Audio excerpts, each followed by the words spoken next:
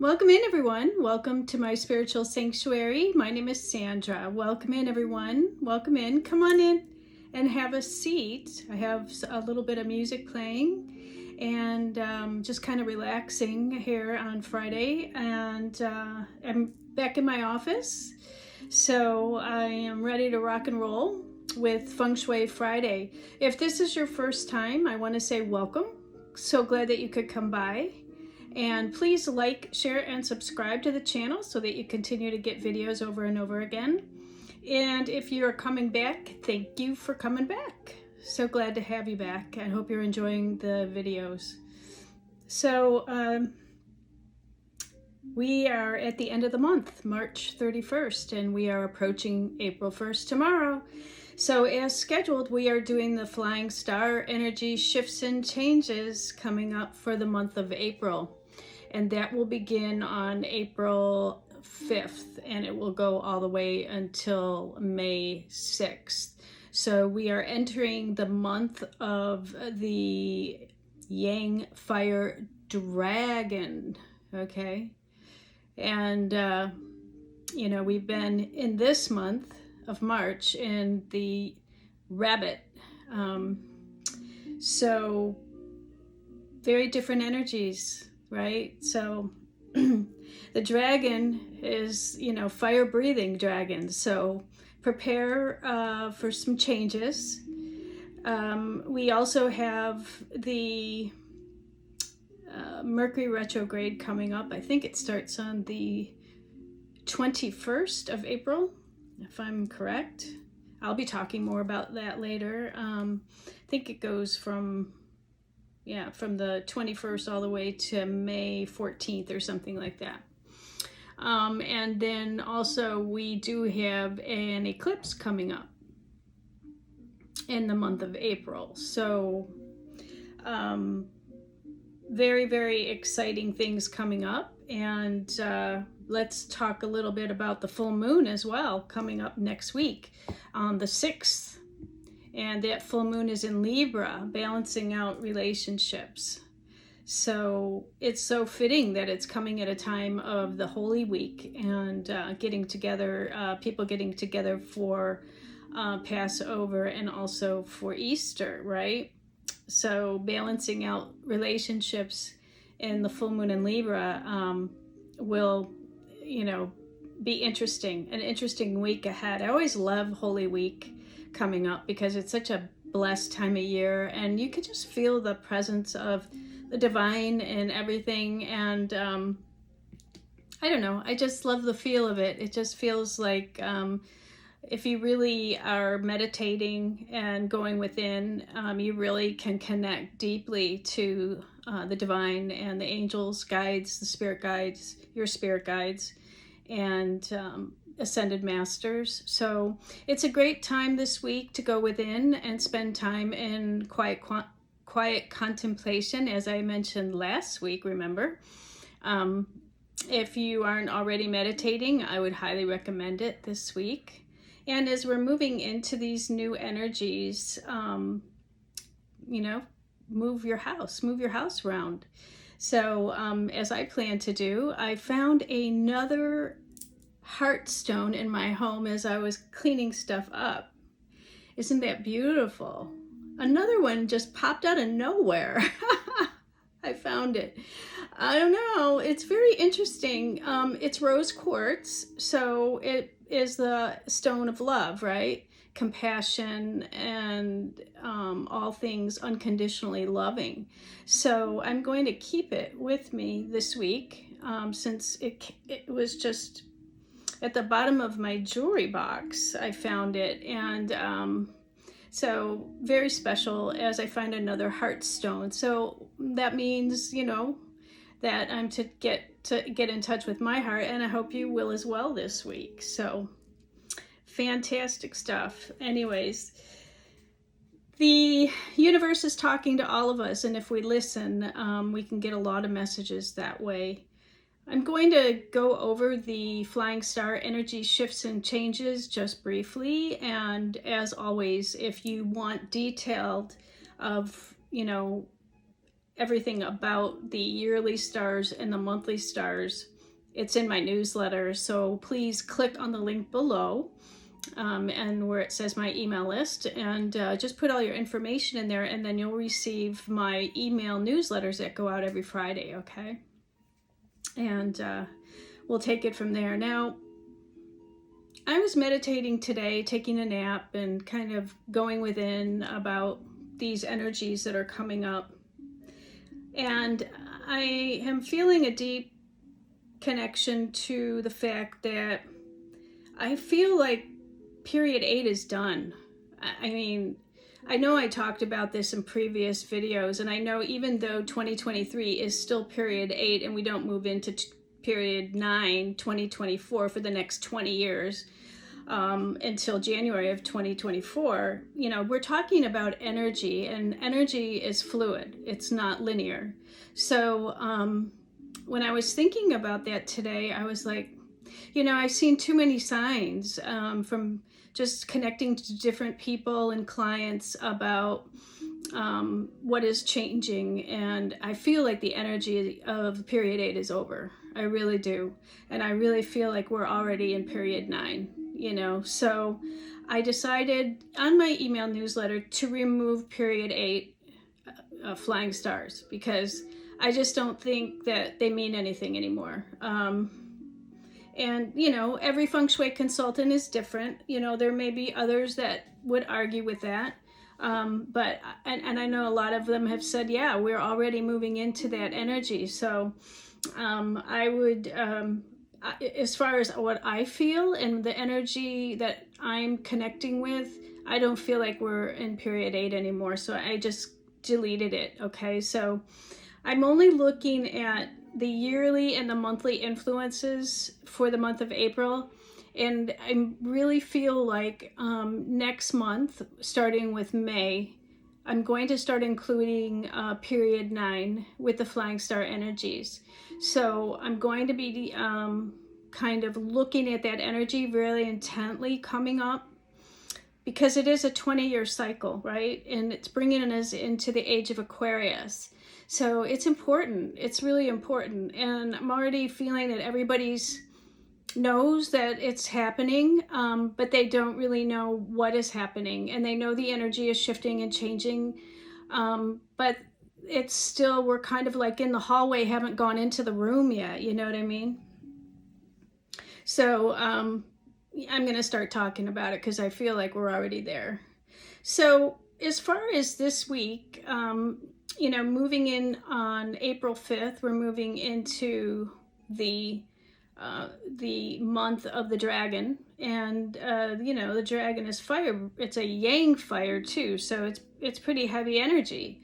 You know, that's all about action as well. The dragon is earth, and the yang fire dragon is fire on earth. So it is in the creative cycle. Okay, so fire creates earth, right? So when we burn a fire down, it creates more earth. So it is the creative cycle. So I feel like everybody should be very productive. There should be a lot of action because, you know, hey, Aries is fire as well, right? So it's same, one and the same, just different labels. It's all energy though, right? So it's going to be a very active month. And I feel like you're going to get your energy to really move forward in life and, you know, kick off those projects, do whatever you want to make that move, you know, really get things going and moving ahead, okay? And with that eclipse season coming, that is going to help us to eliminate those things that are no longer serving us in our life so that we can make change and move into those things that do, right? I'll talk more about eclipses as we get closer to it. But let me just focus on flying stars today.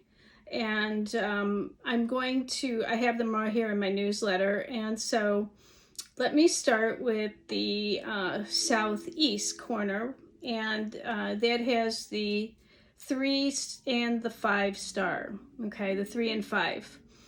We know that the 3 is a star of arguments and disruptions and frustrations, can be competition.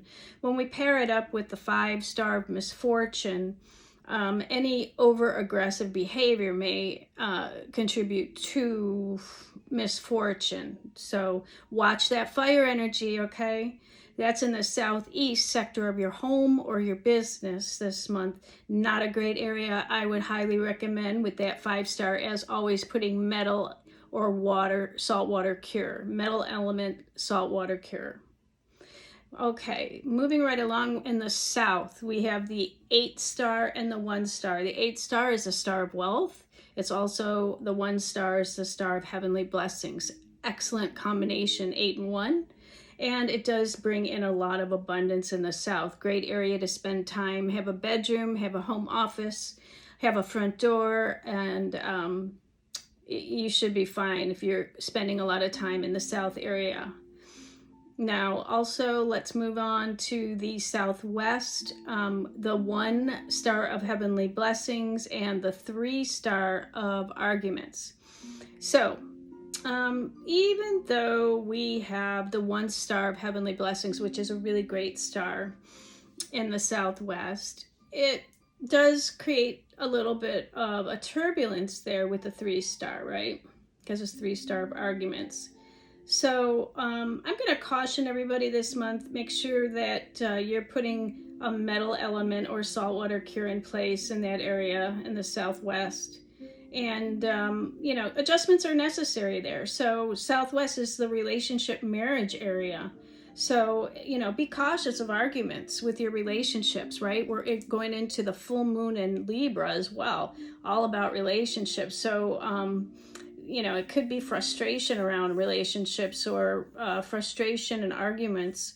So if you're spending time in that area, you just want to take precautions because, that's an area that's, better to be safe than sorry. Water will help in that area, as well as the saltwater cure, salt lamp, or metal element in that area, okay? Now we're moving along to the west, the best sector of the month. Okay, the west. Now remember, these are locations too. So the west is in the west part of the United States has been experiencing a lot of turbulent weather. And now I feel like that's going to be over with. And I feel like, everything's going to turn to the better, right? So we have the 6-star of heavenly mentor blessings and the 8-star of wealth.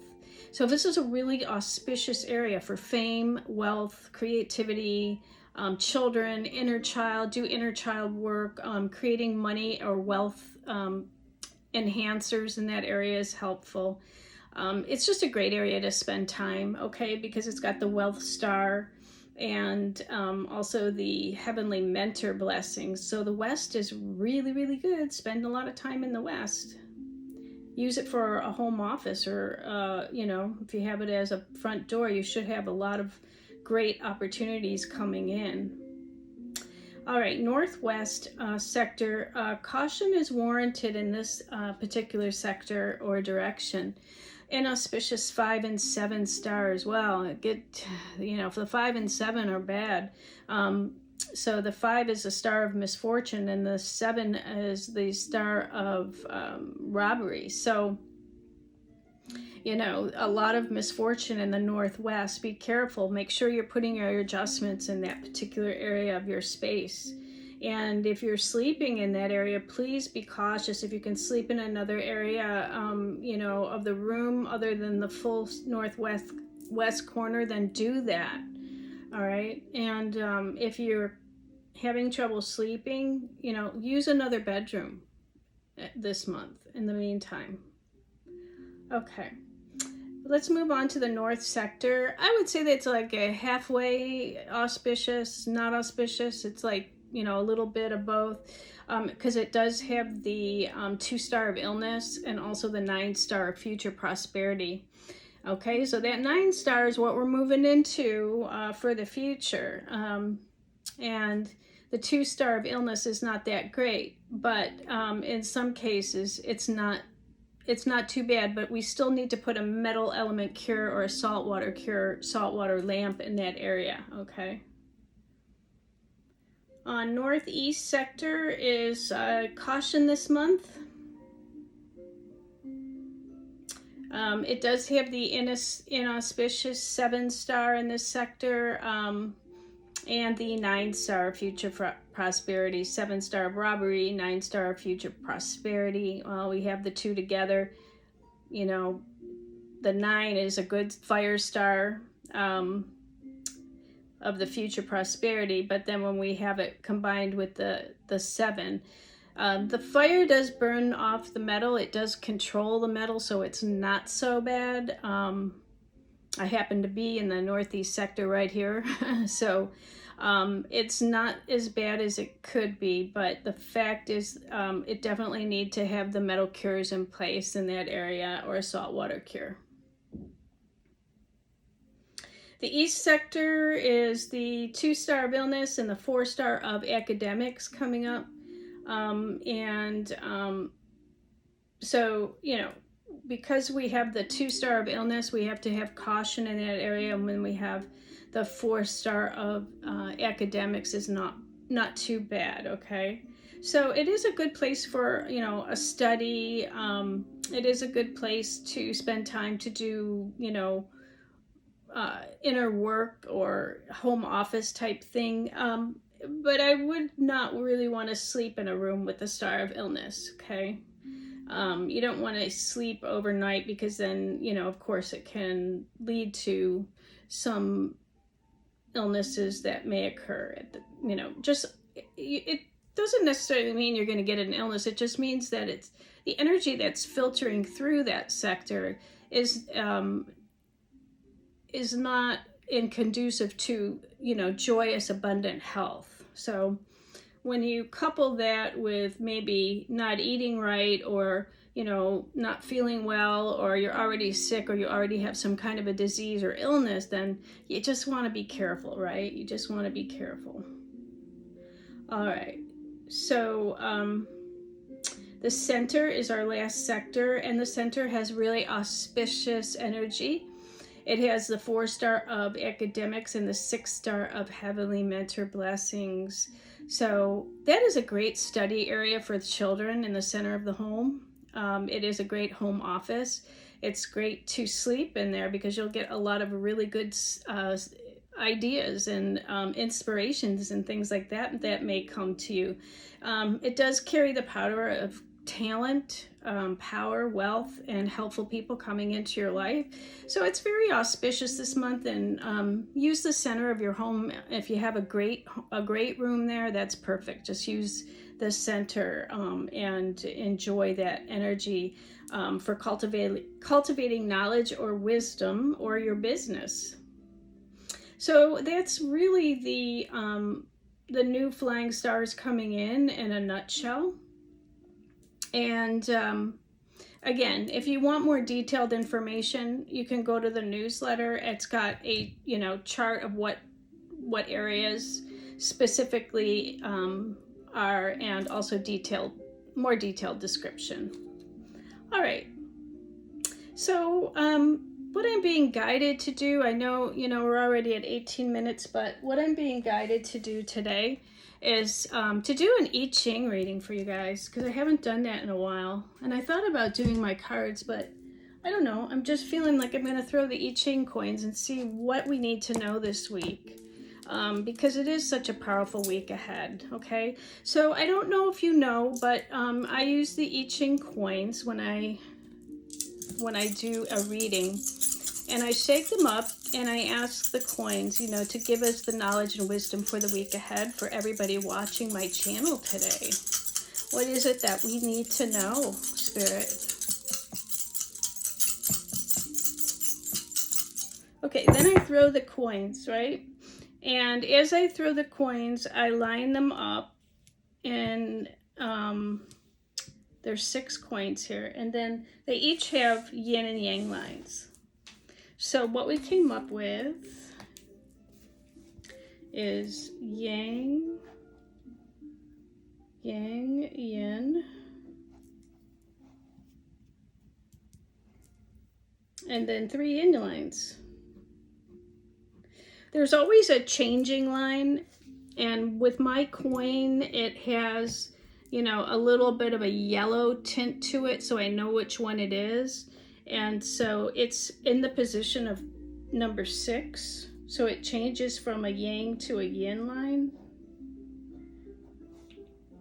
And that is what changes are coming. All right. There we go. Let's see what we got here. And I'm using the Book of Changes and the Unchanging Truth. Hua Ching Ni. I'm probably not saying that correctly. This is a book I've had for years and years and years. And I love it. I love it. It has a real understanding. Oops, I'm sorry that the camera's just kind of going crazy. All right, let's see.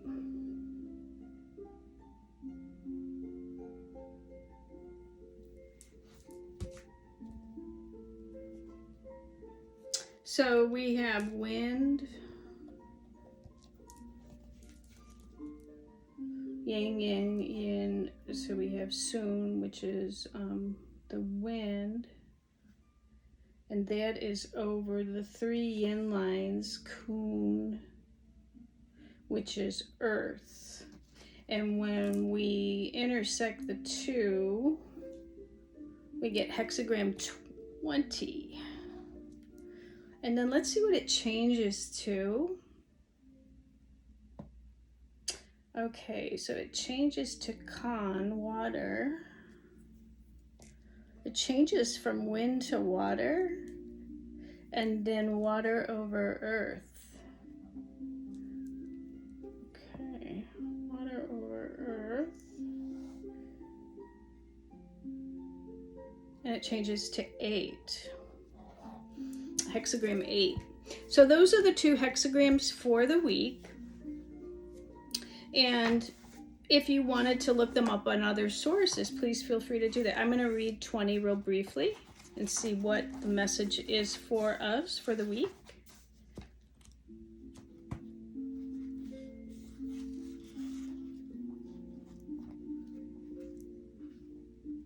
I have some lovely sandalwood burning. I'm really into that. All right. You're not going to believe it. See, this is how spirit works. It's called contemplation. Point of view. Of course it is. Of course it is. Contemplation. So it says the guidance is contemplation. Let's see here. After washing the hands and beginning the ceremony with deep sincerity, the official centers the mind. The hearts and minds of all participants are drawn to this good example.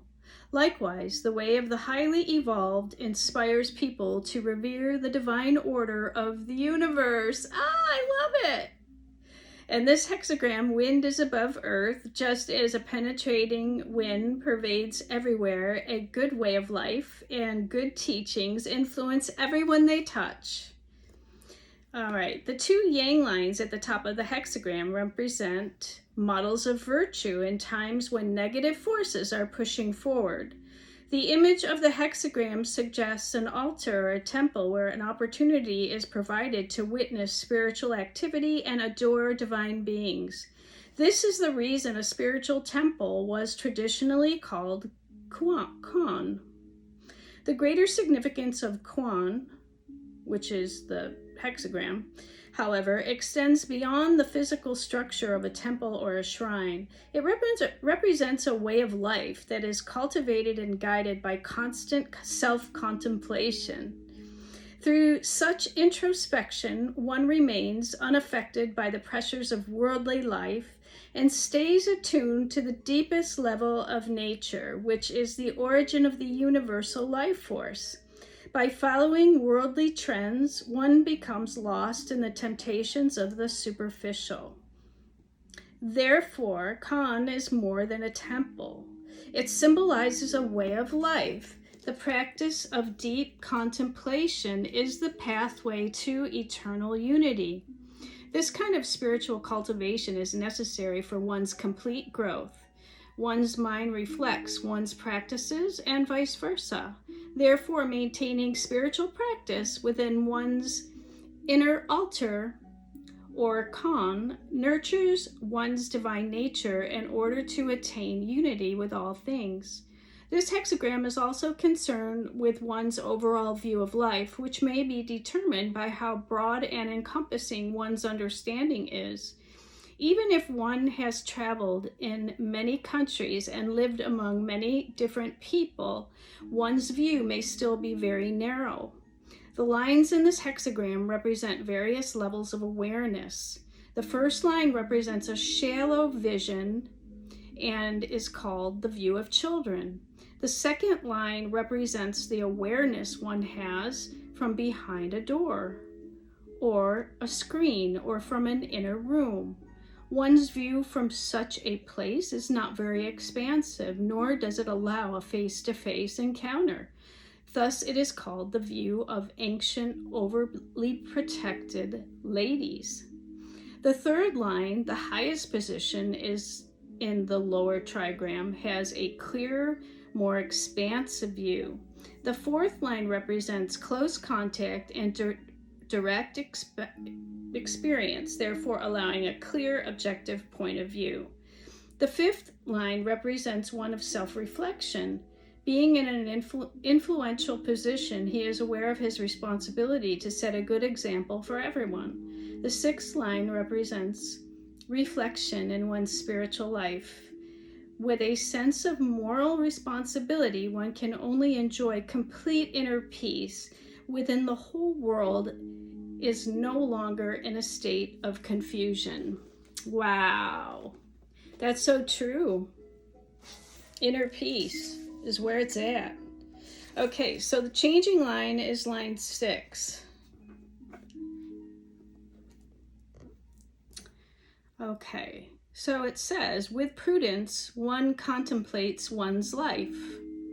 In this position, one no longer has strong or direct influence over others. However, one can still offer a good spiritual example and should not discontinue constant self-cultivation. This line describes one of high virtue who follows the depths of Tao.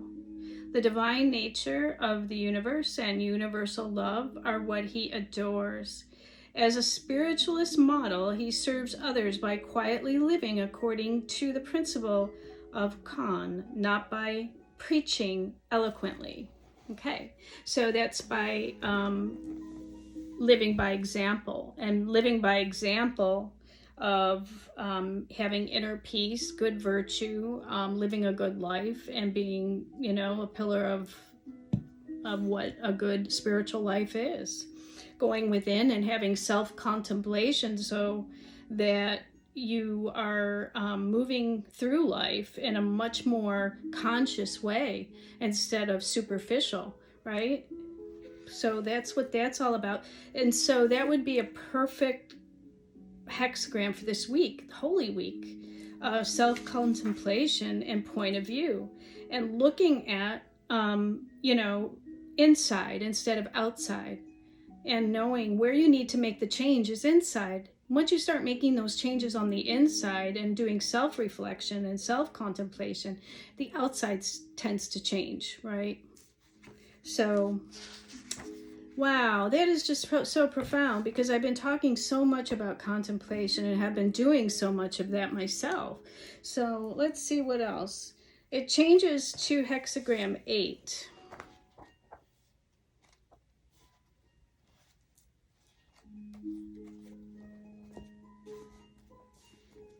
Fellowship.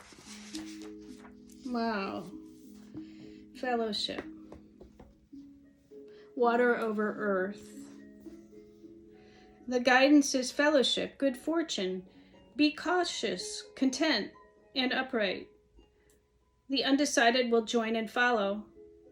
The lofty will lose the opportunity and thus be isolated. So in this hexagram, water is above earth. and all the yin lines are gathered by the unifying force of a leader. The yang line in the 5th position. The unifying strength of the previous hexagram depends on discipline. In this hexagram, however, the position of leadership relies on prestige and kindness. Prestige and kindness for leadership. Water and earth harmoniously support each other. Water flows freely throughout earth, and in the process, earth absorbs water. Here, 5 yin lines assist the yang line, illustrating a situation in which the leader is at peace with his followers.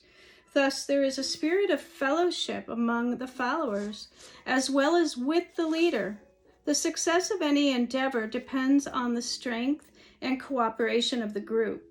This is developed by maintaining a strong sense of receptivity and open-mindedness towards new members, new advisors, and one another. Through harmony, peace, and friendship, a goal that benefits the entire group can be attained.